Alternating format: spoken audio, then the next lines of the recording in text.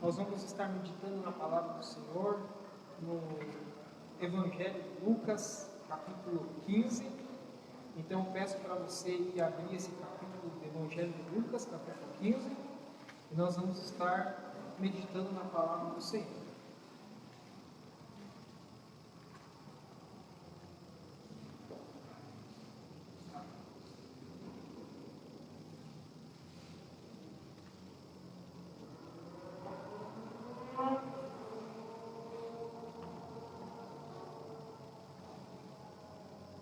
Lucas, Evangelho de Lucas, capítulo 15.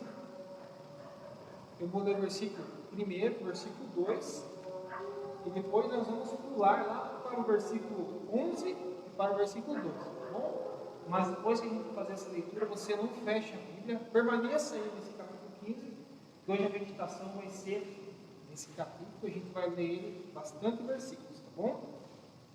Então diz assim, capítulo 15, versículo 1. Aproximavam-se de Jesus todos os publicanos e pecadores para o ouvir. Os fariseus e os escribas murmuravam, dizendo: Este recebe pecadores e come com eles. Versículo de número 11 e 12. Jesus continuou: Certo homem tinha 2 filhos. O mais moço deles disse ao pai: Pai, quero que o Senhor me dê a parte dos bens que me cabem. E o pai repartiu os bens entre eles. Amém? Senhor nosso Deus, mais uma vez, Pai, estamos abrindo a Tua palavra, que o Senhor ilumine o nosso entendimento para sermos administrados, corrigidos, ensinados, consolados pela Tua palavra. Que o Senhor use a minha vida como instrumento para transmitir a Tua verdade para a vida dos irmãos. Que o Senhor venha a ter misericórdia se nessa exposição eu venha a cometer algum erro. Senhor, tenha misericórdia da minha vida e da vida dos meus irmãos, mas que o Teu Espírito Santo vá e produza o resultado para o qual a Tua palavra está sendo pregada hoje, em nome de Jesus. Meus irmãos, Lucas capítulo 15 é uma das parábolas, ou contém uma das parábolas mais conhecidas da Bíblia. Se você cresceu na igreja, você provavelmente, ainda quando criança, ouviu sobre essa parábola. A parábola conhecida como a parábola do filho pródigo, que está lá a partir do versículo 11, né? Uma coisa que é interessante, eu não sei se você já percebeu, mas existem alguns textos na Bíblia que só estão escritos nesse lugar. Que nem quando você pega os evangelhos, tem muitos relatos, muitos milagres que Mateus, Marcos, Lucas, João relatam. Outros, só 3, outros 2, ou alguns, somente um deles relata. E esse episódio, ou essa parábola, é uma daquelas parábolas que só Lucas registra. Se você achar, ou se você procurar em qualquer outro evangelho, você não vai achar a parábola do filho pródigo, só em Lucas. Isso já deve nos levar a olhar esse texto com atenção. Porque se Deus inspirou através do seu Espírito Santo o evangelista Lucas, e somente ele, a escrever essa parábola, é porque essa parábola tem um significado muito especial. Então, quando você estiver lendo a Bíblia e vê que tem um texto que só está naquele livro, ore para que Deus te dê entendimento, iluminação, para que você venha entender a preciosidade, aquele ensino precioso que está ali naquele texto. Porque é só naquele lugar que está escrito. Não tem outro lugar, é só naquele. Isso é muito bom. E aqui, no capítulo 15, Jesus conta várias histórias. E eu já falei aqui em outras oportunidades que é muito bom estudar as histórias de Jesus. Na verdade, Jesus tinha esse método particular, ou vamos dizer assim, esse método singular. Ele gostava de contar histórias. As histórias de Jesus não era algo assim que a gente, muitas das vezes, hoje em dia, a gente, para explicar algo para as crianças, a gente tenta contar uma história para simplificar o assunto, não é mesmo? A gente acha que a criança vai entender, a gente conta uma uma história para ver se ela entende de uma maneira mais fácil. Na verdade, Jesus não usava as histórias com esse objetivo. Na verdade, Jesus usava as histórias no sentido de intrigar as pessoas, de chamar a atenção, de despertar as pessoas a algo que Deus estava fazendo em Cristo. E muitas das suas histórias eram tão cheias de mistério que só no final delas é que as pessoas entendiam. Por quê? Porque a história não era um fim em si mesmo, a parábola não era um fim em si mesmo. Na verdade, Deus queria trazer uma verdade por trás daquela parábola. Mas ele usava a parábola porque, através da parábola, ele conseguia captar a atenção dos ouvintes na sua realidade. Então, se você não gosta muito de história, eu convido você a aprender a gostar. Porque a maioria dos ensinamentos de Jesus, elas estão nas histórias, nas parábolas. É nessas histórias que muitas das vezes a gente acha tão simples, que a gente conta para os filhos da gente, quando é pequeno, a gente acha, nossa, a história é boa para contar para o nosso filho. E que enche os livros infantis, né? Mas essas histórias foram ditas por Jesus para pessoas adultas. Eu e você, que somos adultos. É claro que a gente deve ensinar desde crianças, os nossos filhos, desde pequeno, desde a infância, a eles conhecerem as histórias. Mas em primeiro lugar, as histórias foram faladas a pessoas adultas. Por quê? Porque Jesus quer transmitir uma mensagem a eles. E é essa mensagem que a gente vai meditar nessa noite. Que mensagem é essa que Jesus quer trazer ao contar a parábola do filho pródigo? No versículo 1 que nós lemos, nós começamos a ver qual que era o público de Jesus. Então imagine que Jesus caminhava, andava pelas cidades, andava pelos povoados, e ele ia fazendo milagres, evangelizando as pessoas, proclamando a vinda do reino, e que o reino havia chegado, convidando essas pessoas a se voltarem e a acreditarem que ele era o Messias prometido ao povo de Israel. Então, todas as oportunidades eram oportunidades para que Jesus usasse para falar do Evangelho. E olha que interessante, nessa oportunidade, quem está ouvindo Jesus? Dois grupos. De um lado você tinha publicanos e pecadores.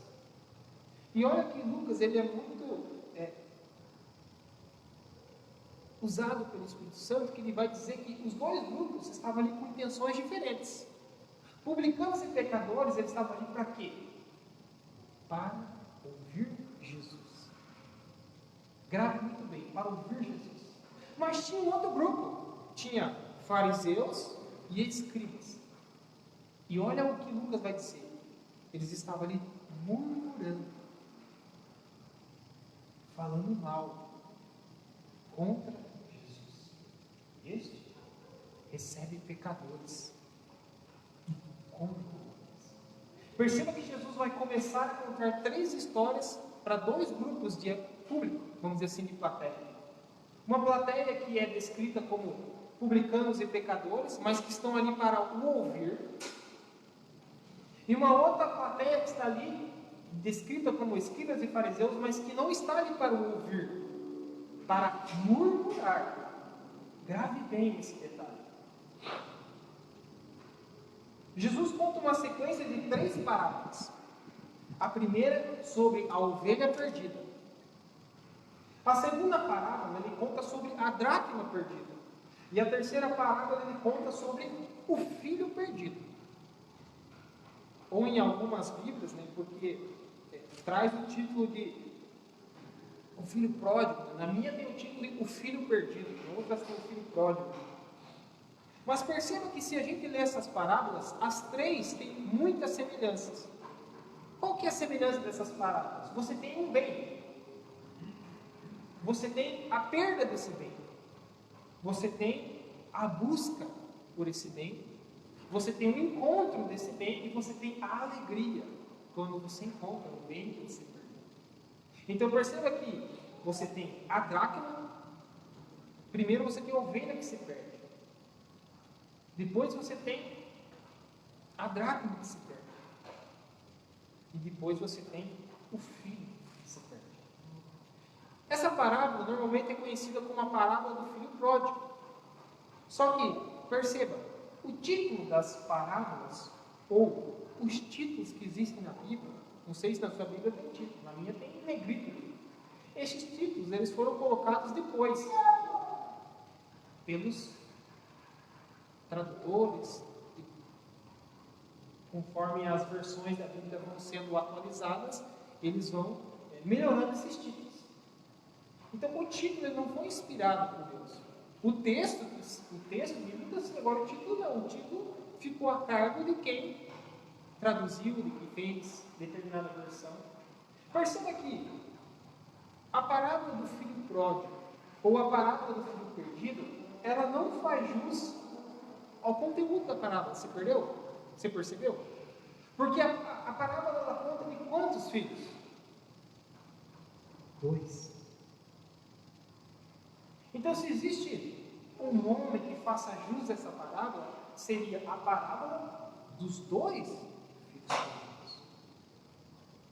E nós vamos entender que, na verdade, essa parábola tem muito mais sentido se ela tivesse o título de a parábola dos 2 filhos perdidos. Mas nós conhecemos essa parábola muito mais como a parábola do filho pródigo. Você já parou para pensar o que é pródigo? Douglas, você sabe o que é pródigo? Jean, você sabe o que é pródigo? É difícil, né? Tem palavras na Bíblia que a gente olha assim, lê, mas quando você para para pensar, mas o que é isso, né? Pródigo. Pródigo é um adjetivo. Quando eu falo que o Douglas é inteligente, é um adjetivo. Inteligente é uma qualidade de Douglas. E quando a gente tem uma palavra com o título de o filho pródigo, pródigo é um adjetivo, é uma qualidade daquele filho. E se você for no dicionário, pródigo significa esbanjador, imponderável, ou seja, aquela pessoa que não pensa para gastar, que não mede as consequências e sai gastando, esbanjador. Ou então, aquele que gasta até o fim. Nesse sentido, o título da parábola tem razão, porque você tem um filho que ele é esbanjador e que ele gasta tudo até o fim. Mas perceba que não é só o filho que é pródigo. Quando você olha para a atitude do pai, quando ele ama o seu filho, independente do que ele tinha feito, quando ele recebe com amor, independente das afrontas que ele tinha feito, você percebe que o pai, nessa parábola, também é pródigo. É um pai também que ele ama até o fim. O pai também é aquele que esbanja amor e misericórdia. Perceba que, na verdade, nessa parábola, tanto o filho mais novo como o pai podem ser chamados de pródigos. Então, quando alguém te perguntar o que é pródigo, você já sabe, Deus. Esbanjador, que gasta até o fim. É um adjetivo. Mas, como eu falei, a Bíblia tem muitas histórias e toda história tem um enredo, não é mesmo? Uma história só é atraente, só cativa a nossa mente porque ela tem um enredo, um drama, não é mesmo? E se a gente fosse fazer um enredo dessa parábola, a gente teria basicamente isso: um pai com 2 filhos, o caçula pede a sua parte na herança, recebe e logo vai embora de casa, esbanja tudo em prazeres sensuais e fúteis. Ele volta para casa arrependido e, para sua surpresa, o pai o recebe de braços abertos. Essa recepção deixa o irmão mais velho triste, que fica profundamente contrariado. A história chega ao fim com o pai insistindo para que o filho mais velho Participe da recepção de boas-vindas do irmão mais novo e lhe estenda perdão. Eu resumi a parábola. Esse seria o enredo, esse seria o drama dessa história.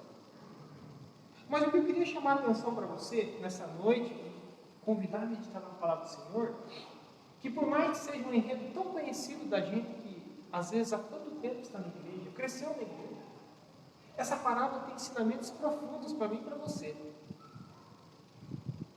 Perceba que o público de Jesus, publicanos e pecadores ouvindo, fariseus e escribas murmurando. Jesus não conta essa parábola à toa. O irmão mais novo representa os publicanos e pecadores. O irmão mais velho representa os fariseus e os escribas. Perceba que Jesus não conta nenhuma história à toa. Tudo tem um propósito. E ele é incitado pelos seus ouvintes a contar uma parábola que está falando deles mesmos. E por isso que eu te convido a você gostar das histórias da Bíblia. Sabe por quê?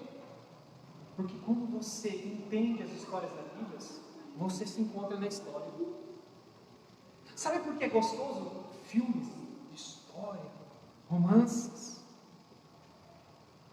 Tem alguns que gostam até de novela, né? Apesar que é um gosto meio complicado. Mas é uma história. Mas sabe por que nós ficamos tão presos nas histórias? Porque, de alguma maneira, nós nos vemos naquela história. Nós torcemos pelo personagem A ou B porque nós nos identificamos com certo personagem. As histórias de Jesus, elas não são contadas simplesmente para eu e você saber da história. É para que eu e você se encontre nessa história e que você se entenda que você também está sendo retratado na história. Veja que Jesus pega a figura do irmão mais novo, porque ele tem um público de pecadores e publicanos. Veja que Jesus traz a figura do irmão mais velho, porque ele tem a figura dos fariseus e escribas ao seu lado. A minha oração, enquanto eu estudava esse texto bíblico, é que você, ao ouvir essa mensagem, você possa se encontrar nessa história. Você possa entender quem é você nessa história. Mas afinal, a quem Jesus dirige o seu ensino, ou essa parábola?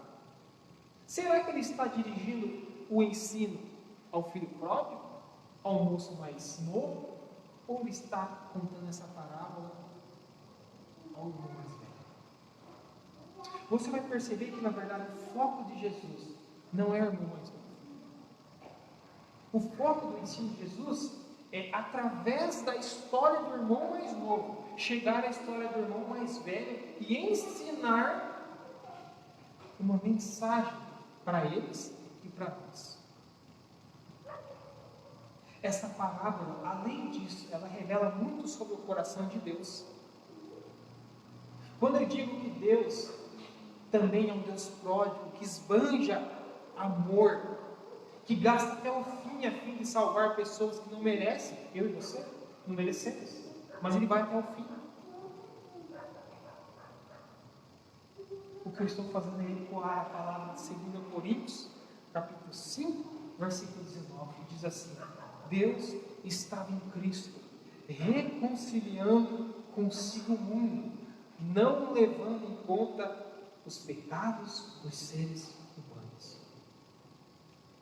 Deus também é um Deus esbanjador, imponderável, ou seja, que não pondera a minha e a sua falha, que não leva em conta a minha e o seu pecado, antes oferece graça e salvação independente e apesar dos meus pecados. Ele é um Deus pródigo, esbanjador, que gasta até o fim, a fim de nos trazer para perto dele. Nós vamos olhar de perto, já que nós estamos falando de uma história, para os personagens. Vamos olhar para o filho mais novo, versículo 13 do capítulo 15, vamos acompanhar juntos lá? Capítulo 15, versículo 13. Diz assim: após ele fazer aquele pedido e o pai repartir os bens, diz a palavra, diz assim, passado não muitos dias, o filho mais moço, ajuntando tudo que era seu, partiu para uma terra distante e lá desperdiçou todos os seus bens, de uma forma desenfreada, vivendo de uma forma desenfreada. Depois de ter consumido tudo, sobreveio àquele país uma grande fome, e ele começou a passar necessidade. Então foi pedir trabalho a um dos cidadãos daquela terra, e este o mandou para os seus campos, a fim de cuidar dos porcos. Ali, ele desejava alimentar-se das alfarrobas, que era a comida que os porcos comiam, mas ninguém lhe dava nada. Vamos agora se concentrar na figura do filho mais moço. Perceba que ele faz um pedido ao pai: pai, eu quero a parte dos bens que me cabem. Perceba que esse pedido, para nós hoje em dia, pode até passar despercebido, mas para quem estava ouvindo Jesus, esse pedido tinha um significado profundo. O pai dividir os bens era uma coisa comum para quem tinha bens. Então, o pai dar herança para os seus filhos era uma coisa comum. O que não era comum era isso ser feito ainda em vida. Perceba que o pedido do filho é um pedido que desonra não somente a figura do pai, ele desonra toda a história da família. Quando ele pede para dividir os bens ou para receber a parte que lhe cabe, é como se ele estivesse desejando a morte do pai. É como se ele estivesse dizendo: pai, o Senhor não importa para mim. O que realmente importa para mim é o que o Senhor tem. E saiba que o que o Senhor tem me pertence uma parte. Perceba que esse pedido demonstra um total desrespeito desse filho pelo pai. Para uma sociedade extremamente familiar, que era a sociedade da época, isso soa extremamente desrespeitoso. Isso seria motivo de expulsar o filho de casa. Isso seria motivo de deserdar o filho. Era vergonhoso o filho chegar e pedir a parte da herança do pai ainda vivo. E olha que interessante que bens aqui no texto original da Bíblia, a palavra que é utilizada e que foi traduzida por bens é bio. E se você é estudante, sabe, biologia, não é mesmo? Estudo da vida. Perceba que hoje em dia a gente não tem essa relação tão apegada com os bens, e a gente compra, vende, troca de casa e faz negócio. Nós somos uma sociedade que, apesar de sermos consumistas, mas nós não temos uma ligação tão íntima com os nossos bens. Mas naquela época, uma terra, uma propriedade, tinha uma ligação muito forte com a identidade do indivíduo. Não era simplesmente a minha terra, era a minha história. Essa terra representa muito quem eu sou. Agora imagine você como pai, tendo que repartir a sua terra, porque o teu filho está te pedindo, sendo que essa terra representa a sua história. É como se o filho estivesse dizendo: pai, eu não estou nem com a sua história, eu não estou nem com a sua identidade, eu quero a parte que me cabe. Veja o tamanho do desrespeito, do tamanho da afronta. Perceba que Jesus está contando isso com um monte de gente em volta. Então perceba que, conforme Jesus vai contando essa história, as pessoas vão reagindo. Provavelmente as pessoas reprovam essa atitude do filho mais moço. Mas olha o que diz no versículo 1. Nós lemos até o 16, né? Mas olha que interessante. A Bíblia vai dizer que ele pega os bens, vai embora, gasta tudo, e o lugar que ele vai passa uma fome. E olha o que diz o versículo 17.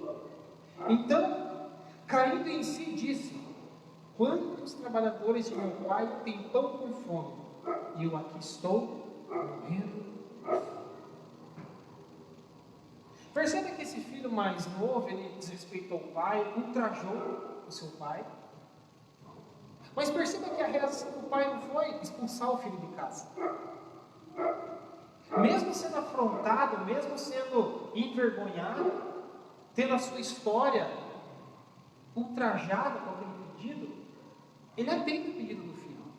Perceba que para quem está ouvindo a história, a reação do pai é estranha. Mas como assim o pai pega e reparte os bens?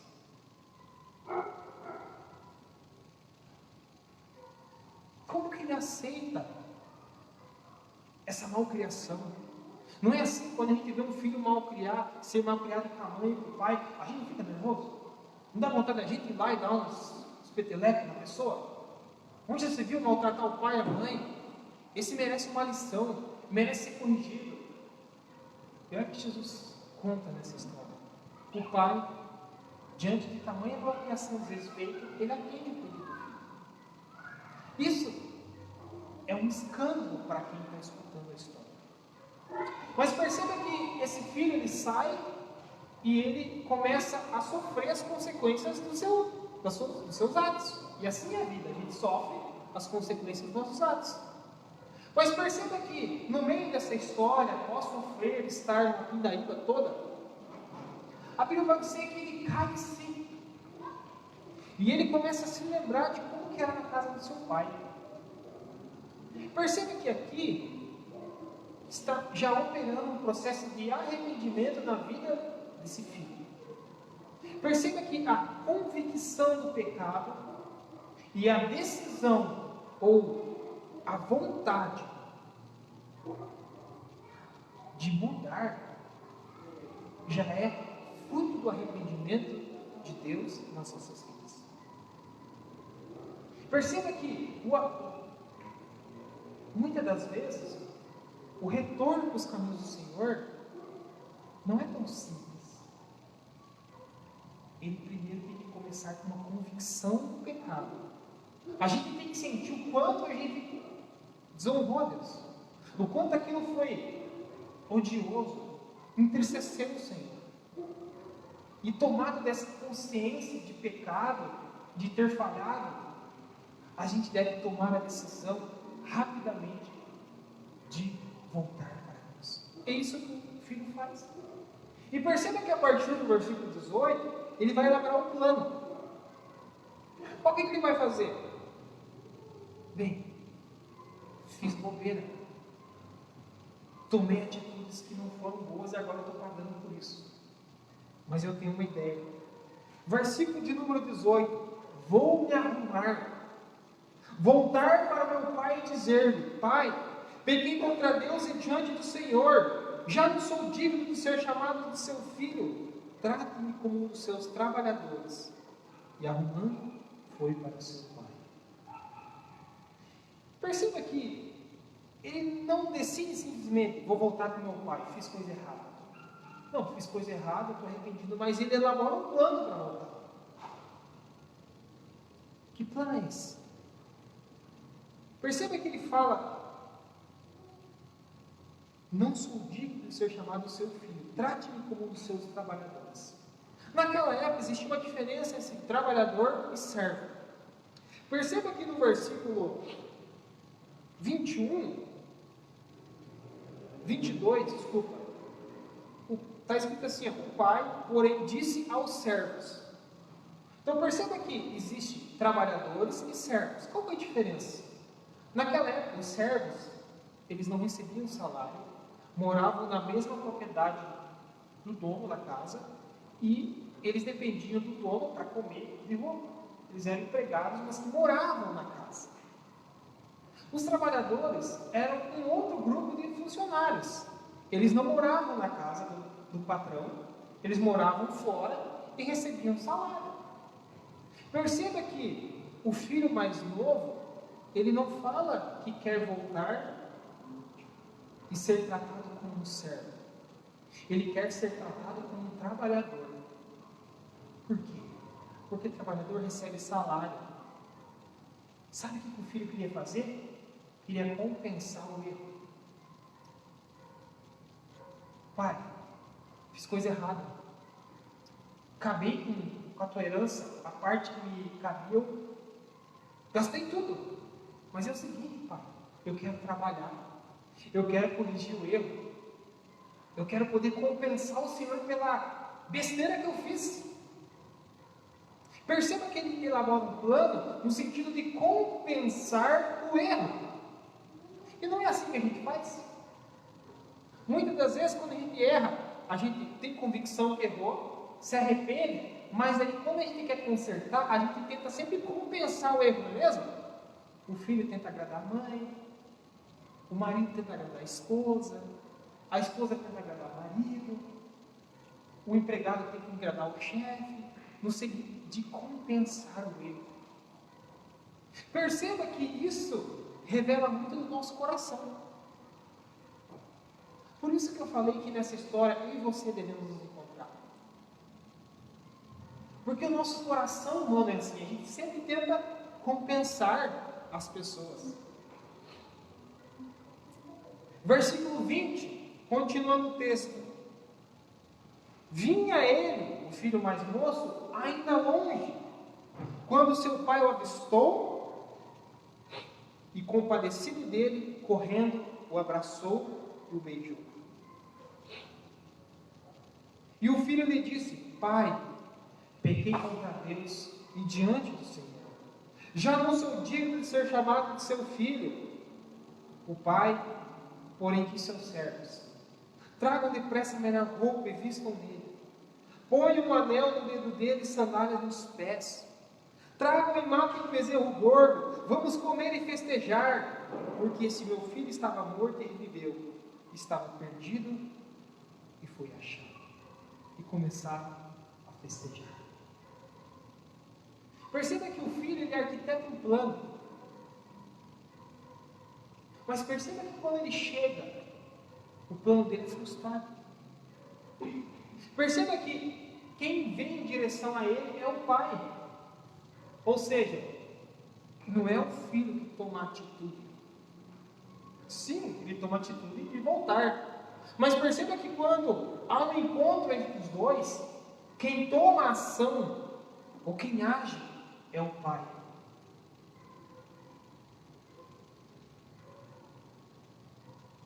Perceba que, mais uma vez, a reação do pai, ela é escandalosa para quem está ouvindo. Já foi escandalosa pelo fato do filho ter afrontado o pai, pedindo a parte que era dele, e o pai ter aceito. Agora Jesus traz uma declaração mais escandalosa ainda.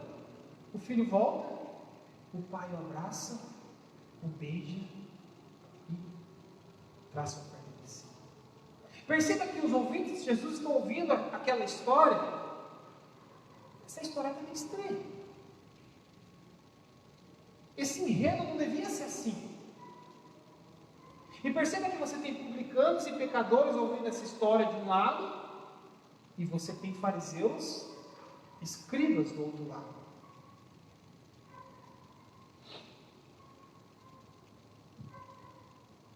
Perceba que, olha que interessante, a unção que Lucas tem do Espírito Santo ao registrar essa parábola. No versículo 18 diz assim: vou me arrumar. Ou seja, o filho mais novo, ele se arruma para se encontrar com o pai. Provavelmente ele toma um banho, porque ele estava o quê? Fazendo? Cuidando de porco. E olha que interessante, a própria figura do porco não é usada por acaso por Jesus. Porco judeu é um animal imundo. Judeu não come porco. E esse filho foi cuidar de porco. Perceba que ele se arruma, ele fala: vou me arrumar. Ou seja, ele tomou um banho, deve ter vestido uma roupa melhor, digna do encontro, preparou um discurso e foi encontrar o pai. Perceba que o pai frustra o seu plano. Todo o seu plano é cair por terra quando ele conta o pai. E mais do que isso, o pai fala: traga uma melhor roupa. Ou seja, ele se arrumou para se encontrar o pai. Mas a roupa do pai era outra. Ou seja, ele tentou compensar, ele tentou se apresentar adequadamente perante o pai. Mas o pai, de maneira graciosa e bondosa, fala: filho, essa roupa aí não é para você não, filho. Eu vou te dar a melhor roupa para você vestir. Sabe qual que era a melhor roupa de uma casa? Do pai. Não é que ele foi no guarda-roupa do filho, ficou lá fechado e pegou a melhor roupa. Não. O que ele estava dizendo para os servos é: tragam a minha roupa, porque a melhor roupa da casa era do pai. Veja que quando ele traz a roupa para o seu filho e entrega e o veste com a sua própria roupa, é um sinal de que ele estava recebendo novamente, legitimamente, como filho. Perceba o escândalo que deve ter causado para os ouvintes de Jesus. Tudo bem, voltar, mas que não volte como um trabalhador, como um servo, como um escravo. Mas o pai não. Com aquele gesto, com a sandália nos pés, com o anel, falando: filho, vem, eu sou seu pai. Você não vai ser tratado como um trabalhador. Você não vai ser tratado como servo. Você é meu filho. Perceba o quanto escandaloso foi esse momento da história que eu estou contando para os seus ouvintes. Quem sabe de um lado os publicanos e pecadores poderiam estar felizes. Meu Deus, que Deus gracioso, que Deus bondoso. Ele nos recebe, Ele nos ama, Ele come conosco. Quem sabe os publicanos e pecadores nessa hora deviam estar se alegrando. Mas tinha fariseus e publicanos que deveriam estar se mordendo por dentro. Onde já se viu um bastardo que desonrou a família e volta e é tratado como um filho legítimo? Perceba, Jesus está contando essa história para dois grupos de ouvintes. Mas lembre-se que essas três parábolas terminam com um convite à celebração. Lembra? Perdeu a ovelha, quando achou, chama os amigos e vizinhos e vamos festejar. É assim que termina a parábola. Perdeu a dracma, busca, encontra. Reúne as amigas e as vizinhas, se alegrem comigo, porque eu achei a dracma que eu tinha perdido. E perceba que o pai, ao receber o filho que estava perdido, ele diz: vamos comer e festejar, porque esse meu filho estava morto e reviveu, estava perdido e foi achado. E começaram a festejar. Qual a razão de Jesus terminar essas três parábolas com um convite à celebração, um convite à festa, um convite à alegria? É porque no caso da parábola do filho pródigo, o que está acontecendo ali é que pecadores, vendo o erro de suas ações, estão se arrependendo.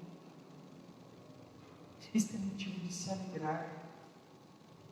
Isso é motivo de se exultar. Então perceba que a parábola da ovelha perdida, a parábola da dracma perdida é apenas uma preparação para essa parábola, em que Jesus vai mostrar o que Ele espera, as pessoas a quem Ele busca, a quem Ele faz o convite para a gente ler: ó vós que tem sede, vinde às águas. São pecadores arrependidos das suas ações, ou vendo o erro das suas ações, arrependendo-se. Sabe o que isso traz de aplicação para nós essa noite? O amor e o poder de Deus podem absolver e restaurar qualquer que seja o pecado e o erro. Esse é o amor de Deus. Não importa quem que você seja, nem quem tenha feito, ou o que você tenha feito. Não importa quantas pessoas você já oprimiu, causou dano, causou mal. Não há mal algum que o amor do Pai não possa perdoar e apagar. Não há pecado que seja páreo para a graça de Deus. É isso que Jesus estava ensinando para aqueles ouvintes. E é isso que Ele nos está ensinando nessa noite, através dessa parábola. Pastor Tim Keller, explicando esse texto, olha o que ele fala que é interessante. O irmão mais novo sabia que na casa do pai tinha comida à vontade. Lembra que ele fala? Quantos trabalhadores de meu pai têm fartura, ou têm pão com fartura, e eu aqui estou morrendo de fome. Ou seja, o filho mais novo sabia que na casa do pai havia alimento à vontade. Mas ele também descobriu que havia graça à vontade. Saiba que na presença do nosso Deus, na casa do nosso Deus, a graça, a vontade. Não importa quem você é, o que você já fez, os erros que você cometeu. O amor de Cristo, Ele apaga todas as nossas dívidas. É por isso que Ele é um Deus pródigo, esbanjador, que gasta até o fim. Porque Ele não pondera numa balança os nossos erros e os nossos acertos. Não. A única coisa que está na balança é a graça de Jesus. Mas perceba que essa história não tem só o filho mais novo, tem um filho mais velho. É por isso que eu falo que o título, a parábola do filho perdido, ou a parábola do filho pródigo, é um título completo, porque a história não termina aí. Se a história acabasse aqui, tudo bem, mas a história continua. Versículo 25 diz assim: ora, o filho mais velho estava no campo. Quando voltava, ao aproximar-se da casa, ouviu a música e as danças. Chamou um dos empregados e perguntou o que era aquilo. E ele informou: o seu irmão voltou, e por tê-lo recuperado com saúde, o seu pai mandou matar o bezerro gordo. O filho mais velho se indignou e não queria entrar. Saindo, porém, o pai procurava convencê-lo a entrar. Mas ele respondeu ao seu pai: faz tantos anos que sirvo o Senhor e nunca transgredi um mandamento seu. Mas o Senhor nunca me deu um cabrito sequer para fazer uma festa com os meus amigos. Mas quando veio esse seu filho, que sumiu com os bens do Senhor, gastando tudo com prostitutas, o Senhor mandou matar o bezerro gordo para ele. Perceba, filho mais velho. Assim como o pedido do filho mais moço foi desonroso, afrontou o pai, a reação do filho mais velho também foi extremamente desonrosa, ultrajante. Naquela sociedade, você questionar o seu pai, e hoje deveria ser assim. Mas naquele tempo, era um desrespeito total você questionar uma opinião ou uma atitude do seu pai. Perceba que ele questiona a atitude do pai. Perceba que ele vai dizer que o pai foi injusto. Perceba que ele vai confrontar a identidade do pai. O que ele está dizendo no fim das contas: pai, você é injusto.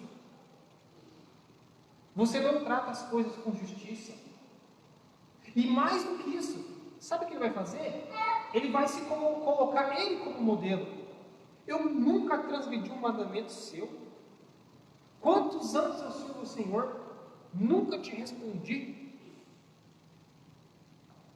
Sempre te obedeci. Ou seja, justiça própria. Pai, o Senhor é injusto. É isso que ele está dizendo para o pai. Perceba que isso é extremamente desonroso e ultrajante. O filho mais velho representa aquelas pessoas que são justas e respeitosas, mas que são incapazes de perceber ou de suportar o pensamento de que algo está errado com eles. E quando eles olham a graça de Deus, tratam a graça com desprezo. É isso que o filho mais velho fez. Quando ele vê a graça do pai sobre o filho mais moço, restabelecendo na família, de vez ele se alegrar, ele trata com desprezo, com afronta. Mais uma vez, a reação do pai é um escândalo para quem está ouvindo. Se um filho naquela época fizesse esse tipo de questionamento com o pai, insultando a sua capacidade de decisão, dizendo que ele era injusto, esse filho também ia ser deserdado. Esse filho também ia ser amaldiçoado. Mas olha a reação do pai. Versículo 26. Saindo, porém, o pai, procurava convencê-lo a entrar. Imagine uma festa acontecendo, o pai recebendo os convidados, se alegrando com o filho que voltou para casa.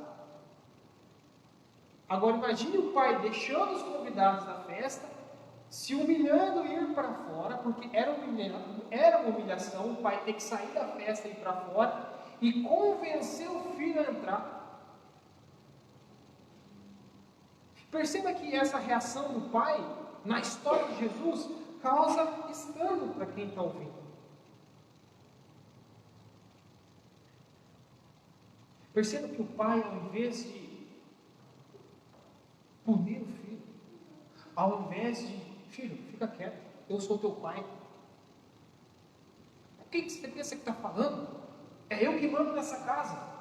Usar sua autoridade, vamos dizer assim, né? Ele faz um apelo inesperado e generoso. Filha, vem entrar. Vamos festejar junto.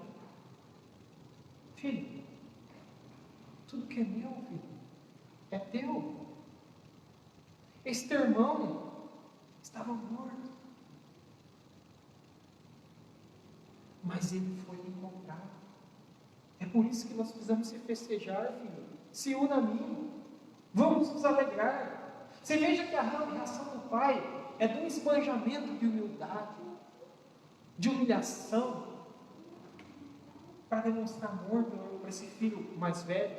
Assim como o pai esbanja amor com o filho mais novo, ele esbanja agora compaixão com o filho mais velho. Versículos 31 e 32.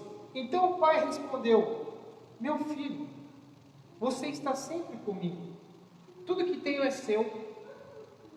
Mas era preciso festejar e alegrar-se, porque esse seu irmão estava morto e reviveu. Estava perdido e foi achado.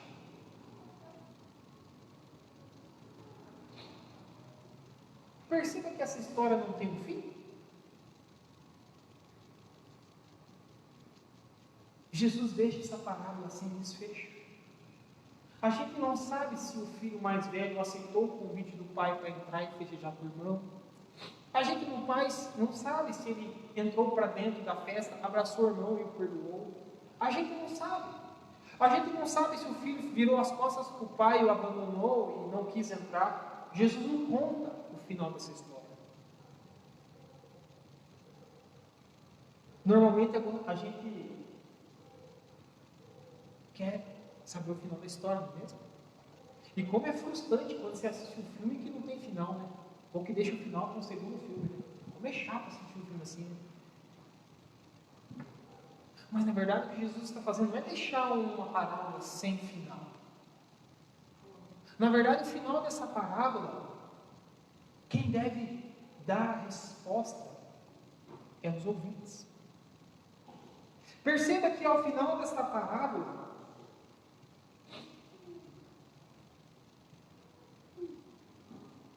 os fariseus e escribas que estavam ouvindo Jesus, eles não estavam felizes. Provavelmente eles estavam extremamente raivosos com essa história. Porque eles começaram a entender que Jesus está falando deles.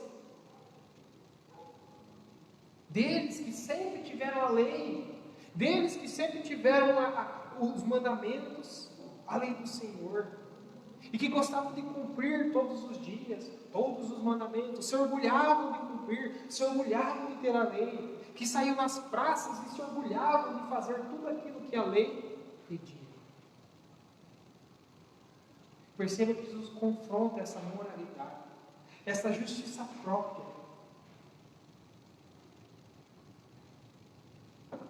Você pode pensar ao final dessa parábola pensando, mas afinal, de que lado estava Jesus? Do filho mais velho ou do filho mais novo?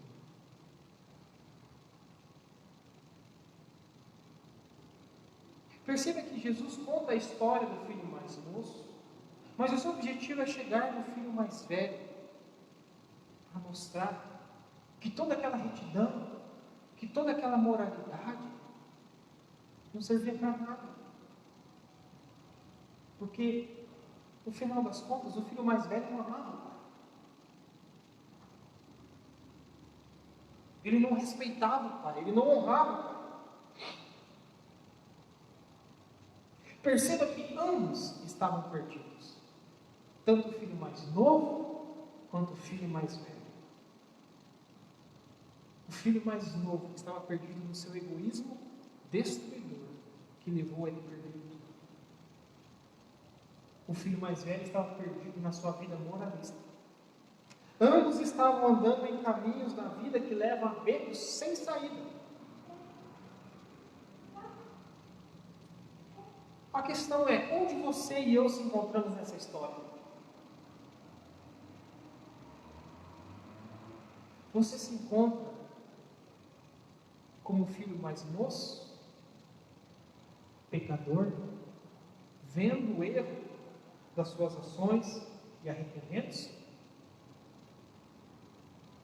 Ou achando-se justo e respeitoso, incapaz de suportar o pensamento que algo esteja errado com você? Perceba que a parábola do filho pródigo, a parábola do filho perdido, a parábola dos dois filhos perdidos é sobre mim e sobre você.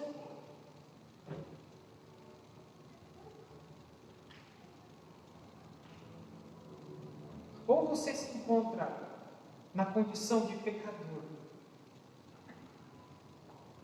arrependendo-se das suas ações e se voltando-se para o Pai e confiando na sua graça.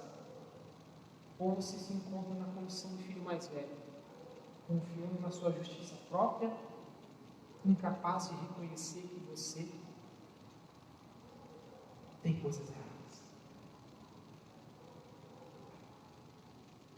O convite de Deus para nós nessa noite é: volte-se para o Pai.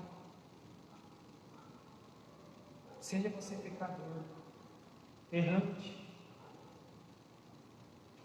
que tem tido um egoísmo que tem destruído a sua vida. Volte-se para o Pai. Ele está de braços abertos, porque Ele é próprio. Ele esbanja, Ele gasta até o fim a fim de me salvar e me salvar. E se por acaso você e eu temos confiado na nossa justiça própria para nós caminharmos nessa vida, o convite de Deus para mim e para você é: larga disso. Não se apegue nessas coisas, não. Vão-se para o Pai. A verdadeira justiça é minha. Tudo que eu tenho é meu. Então não precisa você querer provar nada para mim. Tudo que eu tenho, eu te dou através de Cristo Jesus. Então você não precisa provar nada para mim. Perceba que o final dessa história é eu e você quem damos. É eu e você quem respondemos ao convite do Pai. Entre. É necessário que nos festejamos e nos alegremos, porque esse filho estava morto e reviveu. Estava perdido e foi achado. Que Deus possa falar poderosamente e continuar falando no teu coração através dessa parábola. Que Deus possa conduzir os teus passos durante a sua vida. E que você possa, de maneira pronto, sem demora, sem pensar, sem elaborar planos, voltar-se para o Pai. Vamos orar? Senhor maravilhoso, nós te louvamos pela Tua palavra, que é rica, é profunda, é graciosa, mas ao mesmo tempo ela é poderosa para confrontar quem somos, Pai. Ó Deus, obrigado por ensinar verdades tão preciosas através de histórias bíblicas que o Senhor contou há tantos anos atrás, mas que fazem muito sentido em nossas vidas, Pai. Ó Deus, obrigado porque o Senhor é um Deus pródigo, um Deus que esbanja amor, esbanja graça a fim de nos salvar, um Deus que gasta até o fim, e para isso o Senhor enviou o seu próprio Filho, a fim de que nós pudéssemos ser encontrados pelo Senhor, Pai. Muito obrigado por essa graça maravilhosa, e que nós nunca conseguiremos a entender completamente em nossas vidas. Nos ajude, Pai, a nos voltar para o Senhor. Nos ajude, Pai, a reconhecer o erro das nossas ações que temos trilhados em nossas vidas. Que nós possamos ter consciência, Pai, daquilo que tem entristecido o Teu Espírito Santo em nossa vida, Pai, e nos voltar para o Senhor. Sem planos, sem compensação, mas prontos a sermos abraçados e recebermos o Teu amor e a Tua graça. Por isso, Deus, opere em nós um arrependimento verdadeiro para nós nos convertermos ao Senhor. Tira das nossas vidas toda a nossa autoconfiança, na nossa própria justiça, na nossa própria moralidade, Pai. Que o Senhor nos liberte, Pai, de coisas que temos feito, que achamos que pode compensar diante do Senhor. Não, Pai.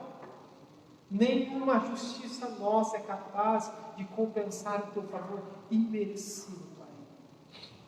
Que nós possamos voltar para o Senhor todos os dias, muitas das vezes fracos, doentes, feridos, Pai, mas que nós possamos ter a certeza que o melhor lugar onde nós podemos estar é nos braços do Senhor, sendo envolvidos pela Tua graça. Pai, nos leve em paz para os nossos lares, na condução do Teu Espírito Santo. Dê uma semana abençoada a cada um dos irmãos que estão aqui na igreja, os irmãos que acompanharam o culto pela internet. Que o Senhor possa nos fortalecer mediante a Tua palavra, seja com o nosso pastor, com a sua família. É a nossa oração, o nosso pedido, em nome de Jesus.